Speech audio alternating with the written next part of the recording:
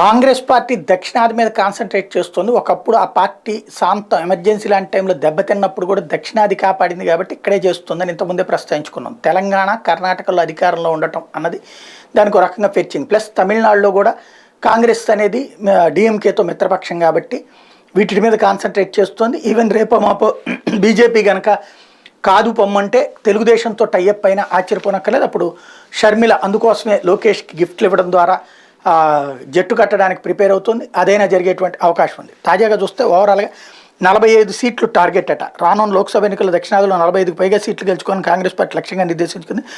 సరిగ్గా వ్యూహరచన చేస్తే సాధ్యమైన పార్టీ అధిష్టానం భావిస్తుంది. తెలంగాణలో కనీసం 10 సీట్లు, కేరళలో గతంలో మాదిరిగా 15 సీట్లు, తమిళనాడులో 8, కర్ణాటకలో గత ఎన్నికల్లో కేవలం 1 సీటు దక్కినప్పటికీ ఈసారి 15 సీట్లు సాధించాలని పథక రచన చేస్తుంది. తమిళనాడులో డిఎంకే గతంలో మాదిరి తమకు 10 సీట్లు కేటాయించే అవకాశాలను, వాటిలో కనీసం 8 గెలవాలని కాంగ్రెస్ ఆశాభావంతుంది.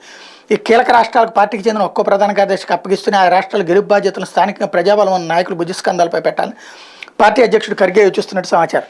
ఈ మేరకు తెలంగాణలో పార్టీని అత్యధిక స్థానాలు గెలిపించే బాధ్యతను సీఎం రేవంత్ రెడ్డితో పాటు ఆయన సారథ్యంలో సీనియర్ మంత్రులుగా ఉన్న నేతలకు అప్పగించాలని భావిస్తున్నారు. కర్ణాటక బాధ్యతలను CM Siddaramaiah, deputy CM DK శివకుమార్లకి, కేరళ బాధ్యతలను స్థానిక నేత సుధాకరన్ సతీశన్లకి ఇవ్వాలనుకుంటున్నట్టు తెలుస్తోంది. కేరళ సీనియర్ నేత రమేష్ చెన్నితాల రాష్ట్ర వ్యవహారంలో జోక్యం చేసుకోకుండా ఆయనకి అత్యంత కీలకమైన మహారాష్ట్ర బాధ్యతలను అధిష్టానం అప్పచెప్పింది.